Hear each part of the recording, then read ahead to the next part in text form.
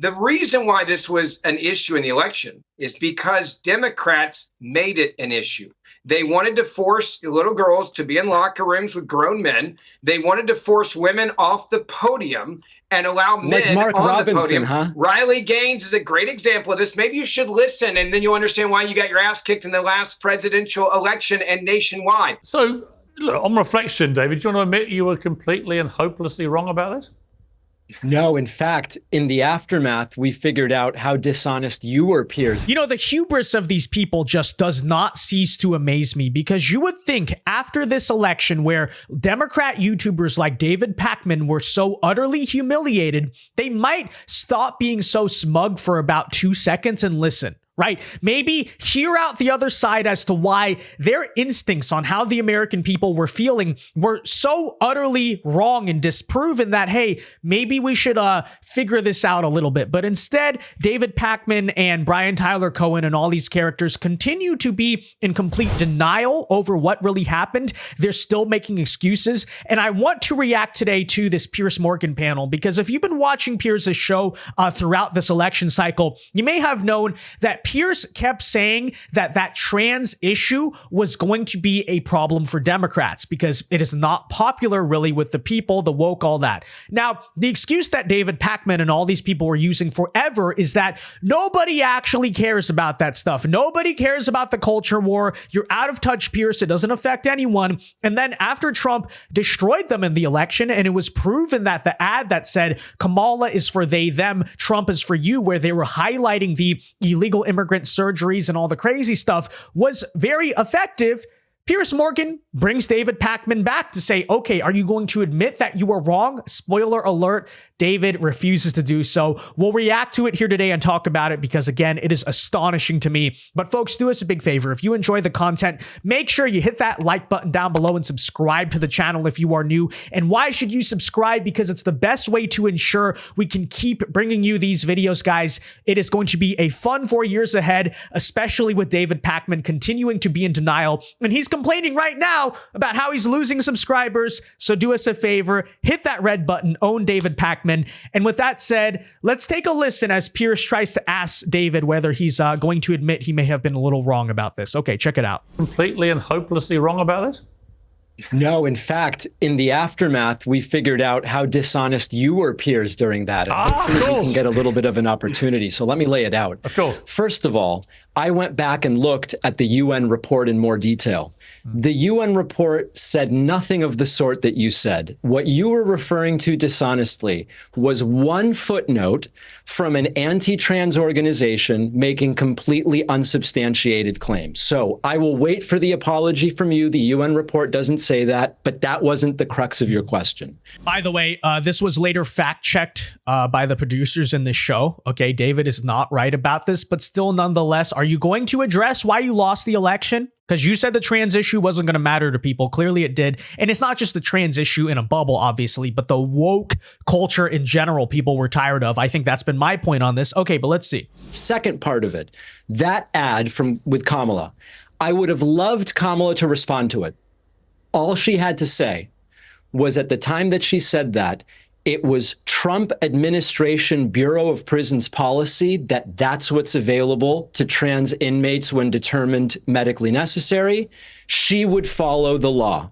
You haven't said that. And then number three, Piers, on who cares about the issue, I checked Gallup survey, trans issues at the very bottom. The reality is almost no one's trans. Almost no trans people are in competitive sports. And people do not care about the issue. However, again, okay, if that's true, then why did you lose? Because he was saying this exact same thing before the election. It's not going to impact anyone. Then Donald Trump destroys Kamala Harris. The ad about the trans issue was found to be Donald Trump's most effective ad, and it did a great job in getting men especially to go out to vote. They were running it on a lot of sports games and stuff like that. What's the excuse? And again, David, okay, I think you're misunderstanding. Maybe Piers does not articulate this well. It's not that people decided, oh, because men are in women's sports, I'm going to vote for Trump. It's about the greater picture here, right? When you add it all together, there's a general perception that on social issues, Democrats are insane. Democrats are out of touch. They are crazy. Okay. So it's not just the taxpayer-funded trans surgeries. It's not just the men and women sports. It's you add that all up, combine it with the DEI and the racial stuff, combine it with the crime, combine it with the open borders and immigration policy. Add that all together. It creates a greater picture, a narrative that the Democrats are woke, they are insane, and it's not popular with people. How hard is that to understand?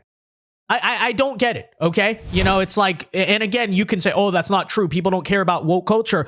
Well, again, it's pretty undeniable. That's a reason why you lost the election. So just failing to take accountability as usual. There's a lot of money made grifting about trans this and trans that, even from people on this panel. So I get why they keep bringing it up. Ben Ferguson, you burst out laughing then. Would you like to take the first shot back? Yeah, number one, I've never made any money off the issue. And I doubt hardly anyone that I know, if you want to talk about how few there are making money off trans issues. But that was a very interesting play there. I don't think it's a good one, but we'll move on from that to the second point, election. The reason why this was an issue in the election is because Democrats made it an issue. They wanted to force little girls to be in locker rooms with grown men. They wanted to force women off the podium and allow men Mark on Robinson, the podium. huh? Riley Gaines is a great example of this. Maybe you should listen, and then you'll understand why you got your ass kicked in the last presidential election and nationwide. Boom! Exactly. What was I saying the whole video? Exactly. But instead, David is so unbelievably smug, and he wonders why his audience is leaving him. You wonder why you're losing subscribers, David? Because you had such a strong conclusion on what was going to happen. And when you're proven wrong about it, you just make excuses. You continue to practice the same behavior. Yeah, I wonder why people are like, okay, this guy's just completely delusional. He's completely out of touch. Because you are.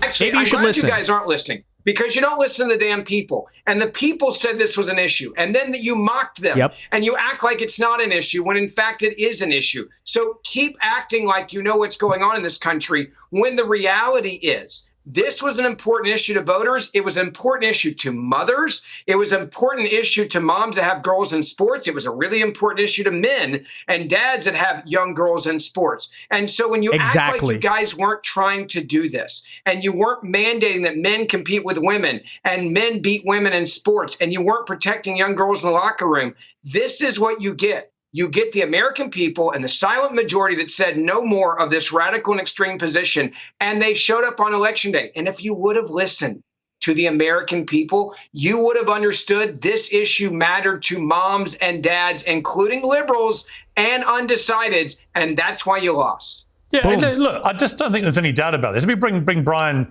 Tyler Cohen in here. No, there is no doubt. That's just completely on the money. And look at David. Look at his reaction. He's laughing about it. Okay, keep laughing. You're going to keep losing because you are coddling the most unpopular positions. And then suddenly when it's an election year, you say it's just not an issue. Well, clearly the people kind of see through the BS is what I'll say about that. And that's what's funny.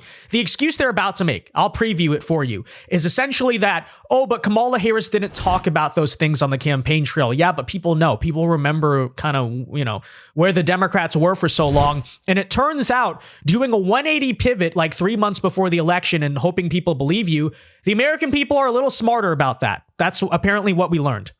As much as my Democrat friends want to try and put their head in the sand and pretend this was not an issue, it just all played into the same big issue for the Democrats, which was firmly rejected by the American electorate across the board, by the way. Latinos, blacks, whites, Jewish, Muslim, just about everybody gravitated to Trump in this election in bigger numbers than before. And a lot of it was down to the economy. A lot of it was down to the immigration crisis. But a lot of it was also down to what is perceived to be just woke insanity, including this whole trans debate. And you've heard Bill Clinton was warning them about this. Joe Scarborough said afterwards it had been a disaster. You're seeing David Axelrod say they should never have fought on this hill. Lots of senior people now are coming out and saying this was a massive strategic error, because you're trying to basically tell people the sky is blue when it's red. Here's the reality is that this wasn't an issue except for the fact that Republicans made it an issue. There was almost $250 million disinformation campaign surrounding the issue of gender reassignment surgeries among trans inmates. This is a position that Kamala Harris has been virtually silent on for over the last 5 years, but they took cherry-picked a quote from 2019, shoehorned it into the narrative. She said it. Put a ton of money from a very well-funded right-wing media ecosystem behind it, and convinced Americans that, again, an issue that Kamala Harris didn't say a word about in this election cycle is somehow the most important issue in this election cycle. She had so much more money than Trump to spend. So much more money. $1 billion. But the idea that the right had all the money here. It does not change the fact that what the right's money went to was a well-funded disinformation campaign trying to shoehorn this issue of trans rights into the zeitgeist. Hang on. Okay, it was not a disinformation campaign, considering she literally said that. But okay, in that case, Brian Tyler Cohen, why didn't you guys debunk it? Why did you guys not push back on it? Again, as the guy pointed out, you had more money than we did. A well-funded right-wing media ecosystem. Oh, as if left-wing media is just like broke and poor. You guys have the entire MSM on your side to run propaganda on cable news all day long. You guys still control the vast majority of the big tech platforms outside of X/Twitter. So why didn't you push back on it? And then what is the argument? Oh, you cherry-picked a quote from Kamala in 2019. That's what people do in politics. Okay, I hate to break this. I know this is newsflash to people. They do the exact same thing with Donald Trump. What was one of the biggest talking points about Trump back in the campaign cycle for the Kamala campaign? It was the Very Fine People hoax, which was actually a hoax, right? Back from 2017. It was some Atlantic article of unproven hearsay sources about things he said in 2019 about soldiers or something. So you want to say, oh, you guys ran a campaign based on what happened years ago. That's what you guys did. Cherry picking quotes from Donald Trump. You guys do that all the time, okay? And I could sit here and complain about it, but the truth of the matter is that's politics for you. The point here is this. The American people, apparently, as we learned in this election, have the ability to discern, to figure out the difference, and they didn't believe you. They did not believe your arguments, and that's your fault. That's not our fault. That's your fault. Just saying, because you could have pushed back. You didn't. You failed. Why? Because the people clearly believed it. Largely because when it comes to this trans issue, they can see that it's really happening all around them. So the right wing says that, and they're like, yeah, that is real. The border, same thing. Crime, same thing. That's why they don't believe that it's disinformation. I don't know. Just saying. You say disinformation. Are you denying she said what we all heard her say? No, but I am denying that it's her position, or that this was her position in the 2024 election cycle. Some comment that she has walked away from 5 years ago, before she was vice president, does not create her position now. But nobody would know that. Nobody would know that if I just have. Okay, so again, it's like Kamala Harris said this years ago. She backed away from it. She did not explicitly disavow it, by the way, but she walked away from it. And therefore, it is an unfair political attack to use people's past comments against them. Okay, then again, explain the entire Donald Trump attack lines. Because you guys use things that he never said, out of context things that he said years ago. Like, that was your entire argument. So don't pretend like this is one-sided. That's politics. That's how campaigns work for you. But again, if you want to run down this rabbit hole, oh, that was not Kamala Harris's agenda in 2024, then explain Project 2025. Boom. That had nothing to do with Donald Trump. It was not connected to him. He explicitly said, that's not me. That's not my thing. And you guys still referred to it as Donald Trump's Project 2025. At least Kamala Harris in the past actually did say the trans thing. Donald Trump never had anything to do with Project 25. But that was like one of your biggest campaign arguments, okay? And it was everywhere. It was on mainstream media. It was on the billboards. So don't say that some type of right-wing disinformation thing is the reason why this trans issue, But here's the point, okay? Is yes, you are right. This time around in, her very short campaign, Kamala Harris did try to do a pivot sort of subtly where she just stopped talking about the woke stuff. She sort of said, no, I'm not running on that this time. Why are you even worried about it? But again, the point here is this. The American people didn't believe you. And the reason they did not believe it is not because of some right-wing disinformation ecosystem, as he claims, but as it turns out, they have seen for years that the Democrats have embraced the woke stuff, okay? This ideology, the stuff that, most Americans generally find to be crazy. And as it turns out, when you at the very last minute, like months before the election, suddenly just pretend like you have nothing to do with it, again, people don't buy the argument. People don't believe you. They believe you're full of crap, and they kind of have heard this for years, and suddenly it goes away and you expected them. You just believe that the American people would essentially be so dumb that they would kind of just forget that this type of stuff impacted their lives for years. Well, as it turns out, the American people remembered it, and that's why they voted against you, and that's why the woke stuff still, despite ignoring it for 3 months, held you down in the campaign. Because as it turns out, people remember things. They don't remember things very well in American politics, but because you've been so strong about it for so many years, they did remember this thing. So it is what it is. Again, Pierce and the other guy on this panel are completely right. If you want to stop, if they don't want to listen, if they want to continue to make excuses or call it right-wing disinformation when we literally make campaign ads out of Kamala Harris's own words, which is what you usually do in politics, then keep losing, okay? I'm not here exactly to try to persuade you, honestly, at this point, because it is what it is. Just, it's fine.